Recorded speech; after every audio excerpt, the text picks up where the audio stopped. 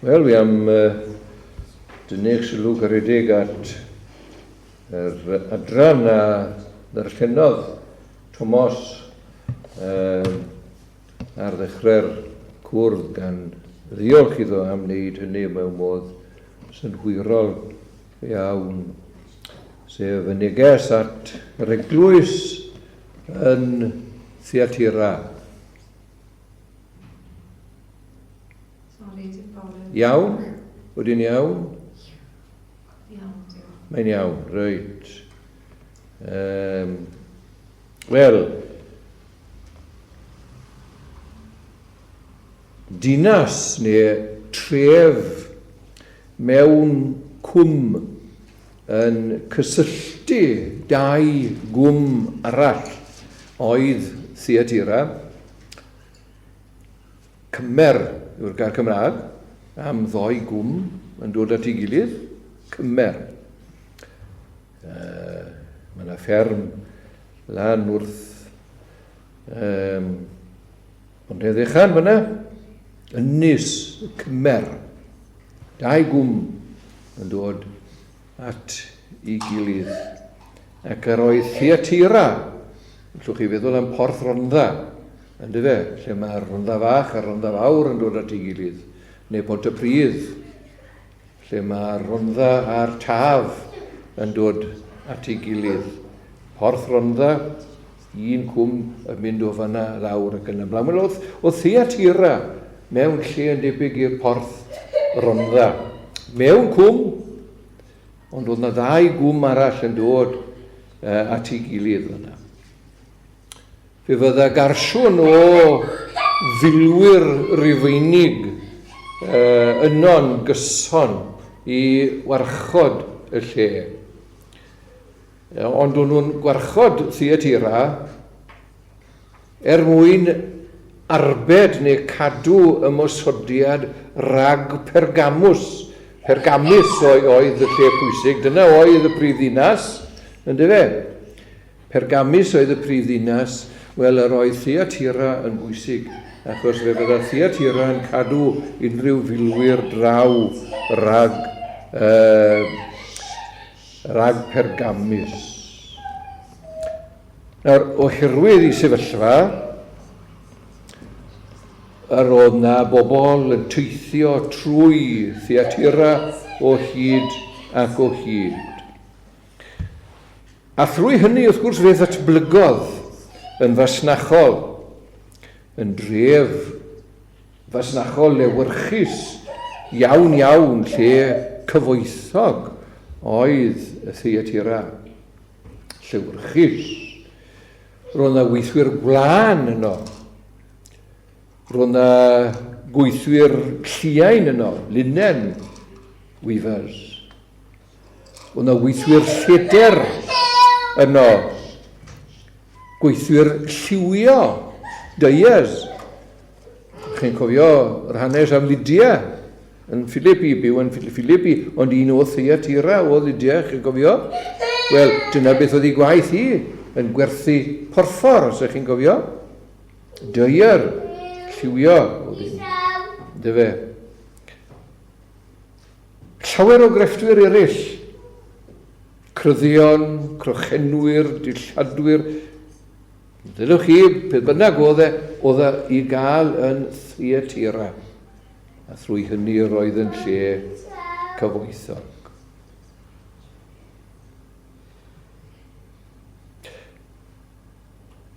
Ond wrth gwrs, fel y gwelson ni o'r blaen, i ni wedi gweld un sawl gwaith yn dyn ni wrth yn enwedig yn Pergamus y tro diwethaf.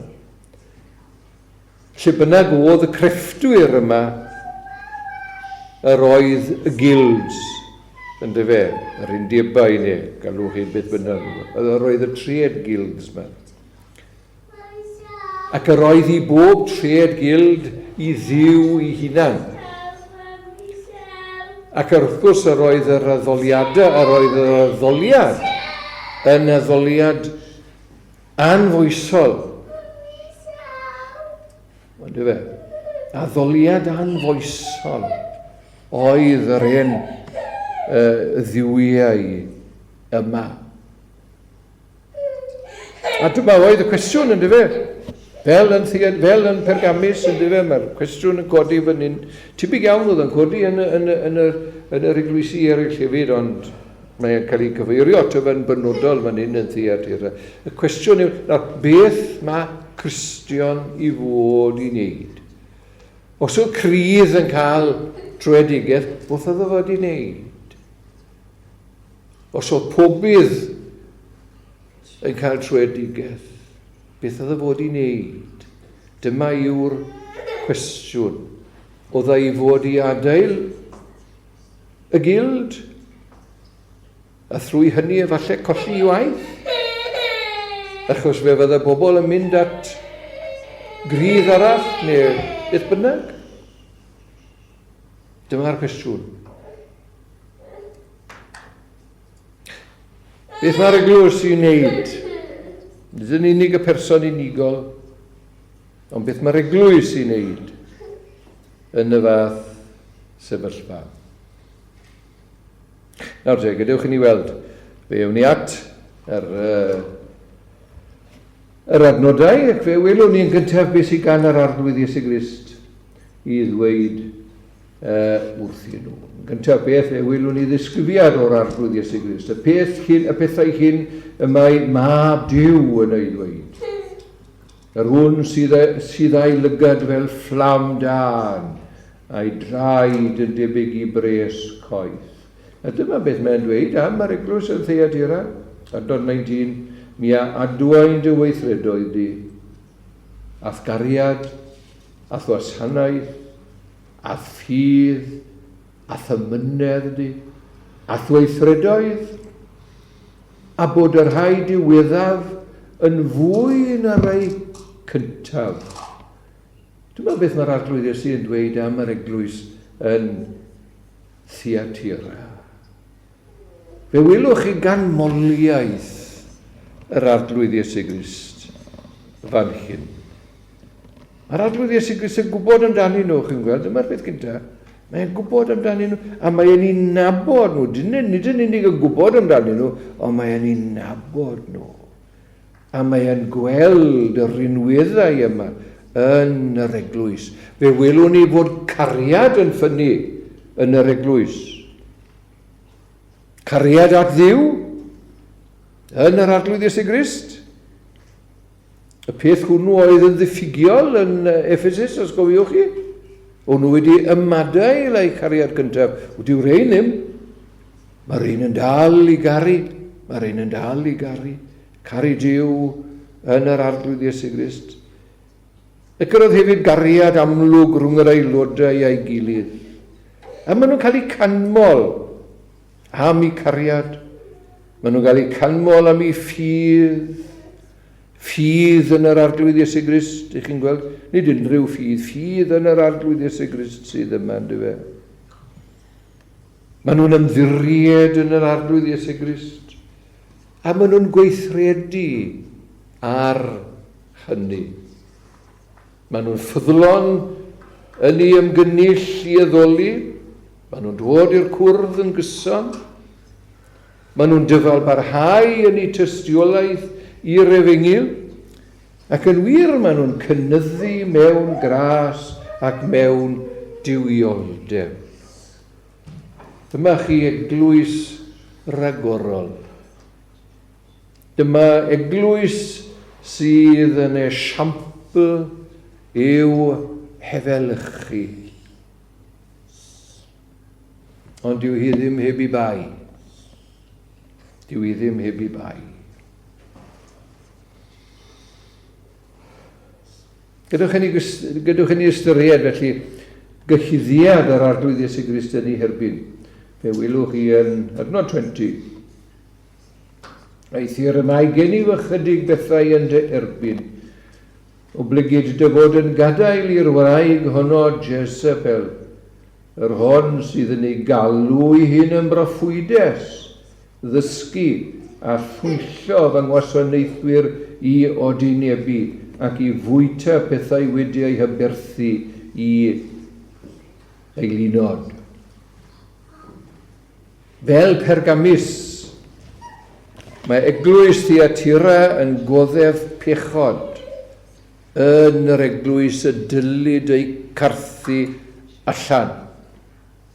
Mae hon yn neges i ni'n gweld yn yr eglwysi yma. Ych chi'n gwybod, dyw pechod ddim i'w goddef yn yr eglwys. A mae hwnna'n sefyll heddi. Beth gawn ni fan hyn yw mae yna rhyw wraig. Nid Jezebel oedd ei enw i ynddo fe. Gobeithio nad y fi'n. Ond mae yna rhyw wraig wedi codi yn yr eglwys. Mae'n galw ei hun yn broffwydes. Nawr te fe ddylid fod yn wyliadwrus o unrhyw un sydd yn honni rhyw allu neu weledigaeth i'w chlaw i'r eraill yn yr eglwys.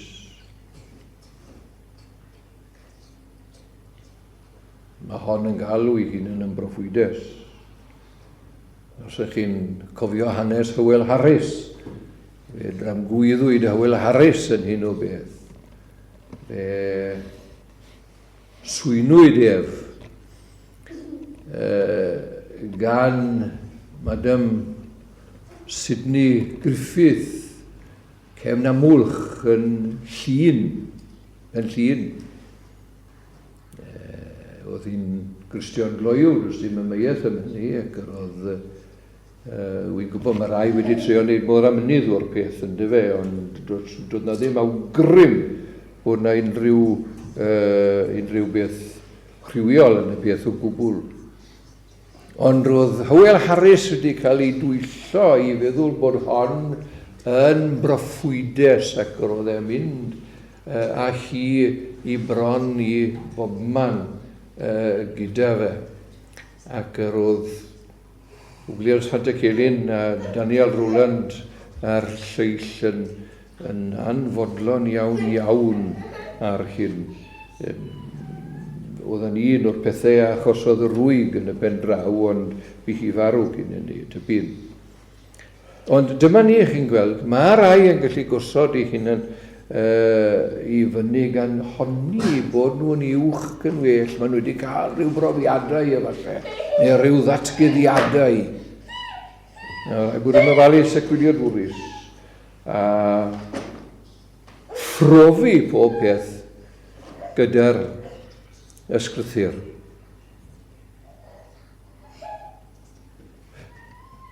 I chi'n gweld, mwyaf tebyg oedd llythyr Paul at yr Effesied gyda nhw yn Pergamus ac yn Thyatira. Achos wy'n credu daw cylchlythyr oedd Paul wedi sgrifennu hynny yn 56, 58, rhywle ffyrna jyst cyn iddo fo farw. A'r bwriad oedd ysgrifennu llythyr ac i bobl ysgrifennu'r llythyr mas a bysaf ymlaen. Wel, dyma'r cylch i chi'n gweld. Dyma'r cylch. I ni'n gwybod bod llythyr wedi mynd at Laodicea, achos mae'n dweud yn ni yn Colosiad. I chi'n gweld? Nawr, ble oedd y blaenoriaid? Dyma'r cwestiwn. Ble oedd y blaenoriaid? Dwi'n nhw ddim wedi gweithredu. Oedd hon, i chi'n gweld, oedd hon wedi codi. Wraig yma yn yr eglwys yn Thyatira, oedd hi'n dysgu nad oedd dim o'i le ar arddel Cristnogaeth. I chi'n gweld, nid gwadu y ffydd oedd hi, nid gwadu Cristnogaeth fel athrawiaeth, na hyd yn oed profiad oedd hi. Ond oedd hi'n dysgu, chi'n gweld, bod yn iawn i fod yn Gristion, ac ar yr un pryd i fynychu'r gwyliau llygredeg yma, y diwiau Praganaidd, ac hyd yn oed i ymuno yn ei anfoesoldeb. Nawr, oedd hi'n dysgu hyn, chi'n gweld, dyla'r blaenoriaid wedi bod lawr ar unwaith. Roedd hi'n dadlau fel hyn, i chi'n gweld, siwr dellwch chi ddeall a mwynhau gras am y ddeiant Duw Os nag ych chi wedi profi dyfndiroedd pechodau'r cnawd, sef dyfndiroedd bethau Satan. Nawr, mae'n camddyfynu Paul fyna, ynddi wi? Mae Paul yn cyfeirio at ddyfndiroedd am ddyfnion bethau Duw yng Nghrist. Ond mae hi wedi defnyddio dyfndiroedd, dyfnion bethau Satan. Os nag ych chi wedi ymdrybyddu mewn pechod, siwr ydych chi brofi yma ddeian? Siwr ydych chi bod beth yw'r gogoniad? Ych chi'n gweld mae Paul yn ymwneud â'r peth wrth ysgrifennu at yr Rifeiniaid. Yn dyfe? Oedd rai yn dweud pryd hynny, chi'n gweld? Wel, fe barhaw ni mewn pechod. Ac os barhaw ni mewn pechod, bydd hwnna yn gwneud gras Duw yn fwy.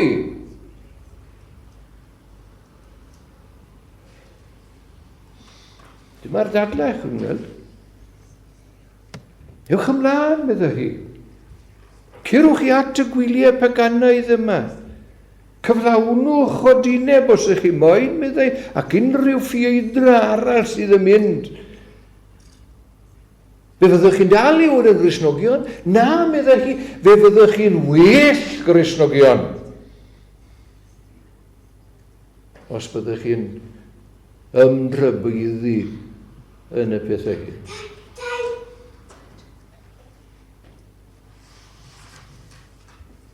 Nawr yn y cyswllt yma, mae rhaid i fi ddweud nad ydw i ddim yn deall y Cristnogion hynny, a dwi ddim yn ama i cyffes nhw o gwbl. Dwi ddim yn deall y Cristnogion hynny sydd yn ymwneud â'r sîn roc ac yn y blaen, sydd yn goddef pob math o iaith a syniadau pechadurus a ffiaidd. Weithiau sydd mewn ffactri fel y gwyddoch chi, yn Camgears, dros 20 mlynedd. Oedd yna regfeydd yn mynd o gwmpas ym mhob man. Ond do'n i ddim yn fodlon ar hynny. Ac oedd yna lawiroedd i fod yn deg, llawiroedd yn Camgears, na fydden nhw ddim yn regu pan o'n nhw'n dod ata i. O'n i'n gweithio gydag un o'r dynon, oedd yn un o'r regwyr mwyaf Cymru, wy'n credu, yw regodd a byth ata i. Byth. Dwi'n ffili deall y bobl yma sydd yn ymfodloni ar fyw mewn awyrgylch sydd yn groes i burdeb yr efengil a beth yle fod mewn eglwys.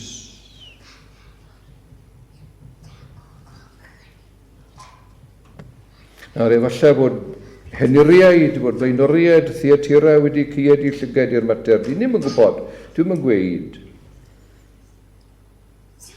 Ond mae'r un a'i lygaid fel fflam dan yn gweld. Ac mae'n gweld popeth. Yn ei drigaredd ac yn ei ras, mae'r arglwydd wedi rhoi amser iddi hi edifarhau, adnod 21, ac mi aroddais iddi amser i edifarhau am ei godineb. Ac nid edifarhawodd hi. Ych chi'n gweld? Dwi ddim wedi edifarhau. A mwy na hynny, dwi ddim hyd yn oed wedi dangos arwydd i bod hi'n ystyried edifarhau. Mae pechu yn beth drwg. Mae styfnigo mewn pechod yn angheuol. Os nad yw'r heniriad yn mynd i weithredu, yna mae'r arglwydd ei hunan yn mynd i weithredu. Mae e'n bwriadu gweithredu ei hunan. Wel rwyfi yn ei bwrw hi ar weli, a'r rhai sydd yn godenebu gyda hi gystydd mawr, onid ydy fyrhad. Tybed ai dyna beth mae Mae'r arglwydd wedi wneud i ni yng Nghymru. Ydy wedi dweud wrth ein tadau ni. Chi wedi cyfeiliorni. Chi wedi mynd ar ôl athroniaeth yn lle'r Efengyl. Reit, os ych chi moyn mynd ffyrna, curwch, fi'n eich gadael chi. A dyna sydd wedi digwydd yng Nghymru. Dyw wedi tynnu nôl, does na ddim arddeliad ar bregethu'r Efengyl. Bach iawn sy'n dod i'r bywyd. Wedi colli'r terfawydd ac yn y blaen. Dyw wedi tynnu nôl. Dyw yn cosbi, Dyw yn ymwneud, Dyw yn ymweld, Dyw yn gweithredu lle roedd dynion wedi peidio a gweithredu. Chi'n gweld mae yna ganlyniadau i bechod. Na ellid ei hysgoi. Dim ond doi beth allwch chi'n neud i bechod. Na ellai faddau neu gosbi. Does dim byd arall. Does dim siw beth ag anwybyddu. Dyw ddim yn anwybyddu bechod. Mae yna ellai yn maddau neu yn cosbi.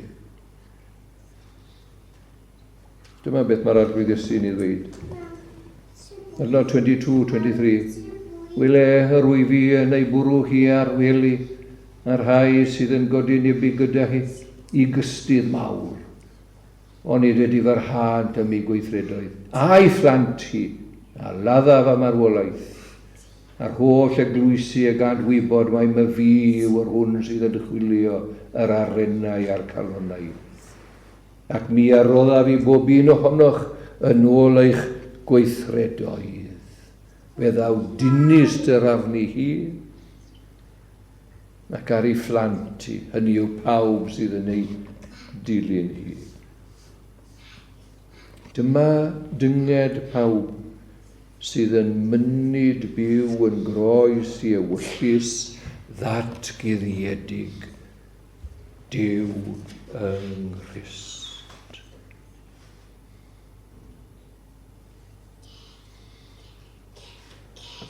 Ond mae gair o gyngor, mae gair o anogaeth a gair o gadarnhad gysur i'r sawl sydd yn ffyddlon. Adnod 24-25. Aeth i'r wrth i chwir o ifan dywedyd, ac wrth y lleill yn Thiatira, y sawl nid oes ganddynt y dystiolaeth hon, a'r rhai ni adnabiant ddymdiroedd Satan, fel y dywedant, ni fwriaf arnoch faich arall. Aeth i'r hyn sydd gennych, deliwch, hyd oni ddelwyf. Mae'n gysur i ni, chi'n gweld, bod yr arglwydd Iesu Grist yn barod i annog a chefnogi'r rhai sydd yn sefyll yn ffyddlon iddo fe. Mae hwnna'n gysur. Mae hwnna'n hyfryd iawn. Efi ai mewn cyfarfod yr ystod wrthnos sydd wedi mynd i bod. Ac mae un yn cymryd ran yno. Ac o'n i fod i gymryd ran yn y cwrdd ar ei ole. A'r cyfan nath e am ryw hanner awr oedd pwno bobl Efengylaidd.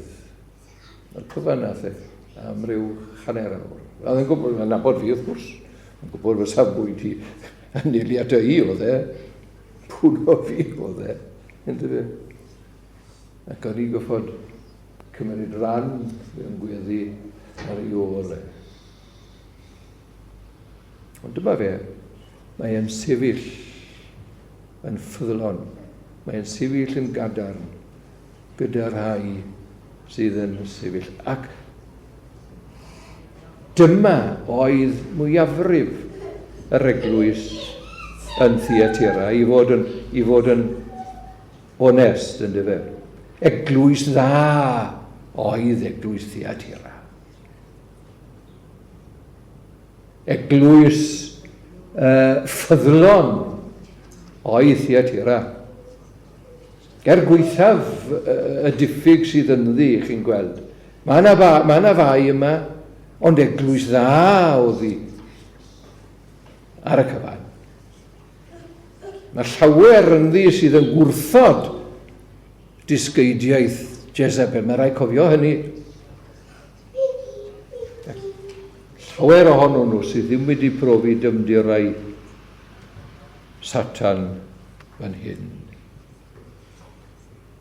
Yr hain, mae'r arglwydd Iesu Grist yn cadarnhau ac yn atgyfnerthu. Yr hyn sydd gennych, deliwch hyd o'n i ddelwyf. Deliwch afal arnyn nhw. Byddwch yn ffyddlon, meddwl fe. Dwi'n dod, ac dwi'n dod gyda gwobr gennyf hefyd. Yr un sydd gennych deliwch hyd o'n i ddelwyf. Oherwydd ni fwriaf arnoch faich arall. Nawr mae hwn yn bwysig i chi'n gweld. Ni fwriaf arnoch faich arall. Mae hyn yn cyfeirio nôl at gynadledd fawr Jerusalem. Actau 15. Actau 15 i chi'n gweld. Cynadledd fawr Jerusalem. Chi'n cofio'r hanes. Beth yw'n wneud? Beth oedd yr eglwys i fod i'n wneud wrth dderbyn cenedl ddynion i'r eglwys? Mae'n benod ragorol iawn. Ragorol iawn. Y cwestiwn sylfaenol oedd, i chi'n gweld, a yw ffydd yn yr arglwydd Iesu Grist yn ddigon o sail i dderbyn rhywun i gymdeithas yr eglwys?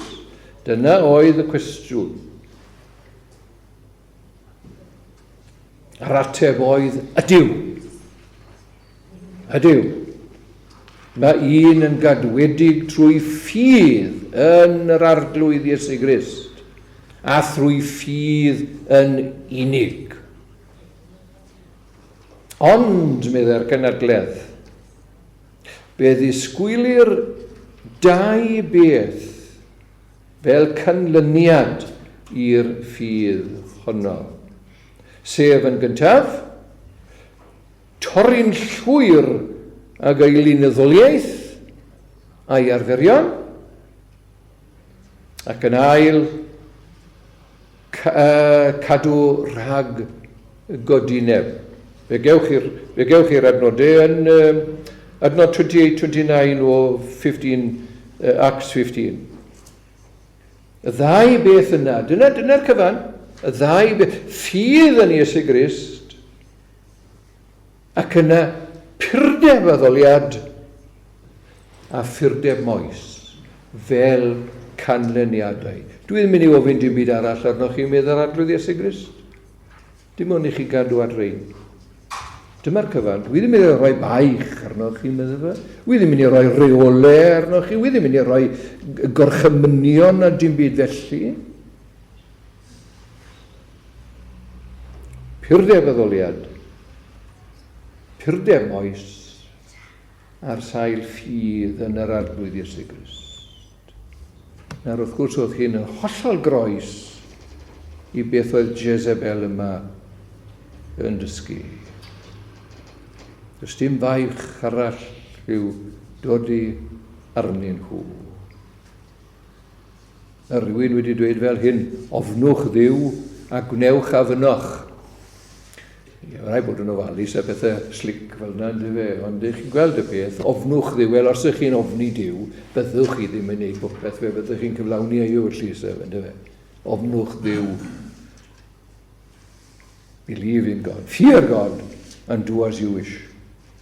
Wel, rai bod yn ofalus, ond dyna fe, Fy iau sydd esmwyth, medda'r arglwydd Iesu Grist, am baich yn ysgafn.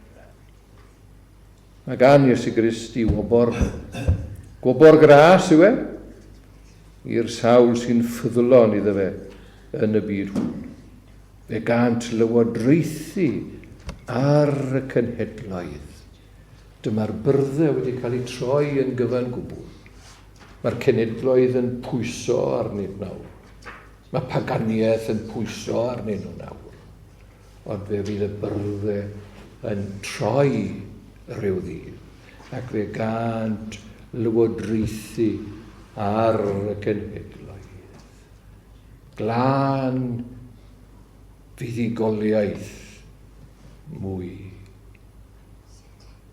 Wel, cwestiwn sy'n aros i bob un.